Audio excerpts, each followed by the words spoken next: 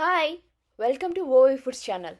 So today we are making Bombay chutney or Maharashtrian pitla recipe. So if you have no veggies at home, this is a simple yet tasty recipe. Goes good with rotis. Also you can use it as a breakfast side dishes. Now for that, add oil, urad dal, mustard seeds, red chilies, garlic. Now saute them very well. Add slit green chilies. Saute them very well. Add slit onions and coriander leaves chopped. Make sure you saute these very well. When you cut the onion, you don't have to cut it julienne. Batuna texture is so very well sufficient.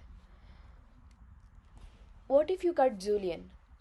While you are having as a side dish for roti, it is good to have crispy texture in this curry. Now add turmeric, saute well. Now add salt, saute well. Once you sauteed this, take gram flour, mix it with sufficient water as I already mentioned in the ingredients list. Keep it ready. Meanwhile, take diced tomato. Don't take very much ripened tomato. Take the ones which are not as juicy as the ripened ones. That's more than enough.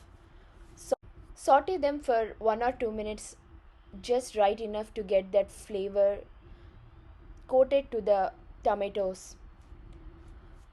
You don't have to make it soft. Take gram flour, mix it with water.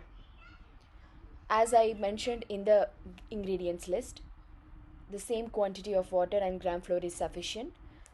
Now add it to this mix. Keep on stirring it well so that it won't make any lumps. You have to mix it continuously. Add either cooked peas or normal peas at this point. See, it is forming gravy like texture and it is also getting bubbles. So you can be assured that it is cooked well. Now you can serve with roti or chapati or as a side for idlis. It would be very tasty.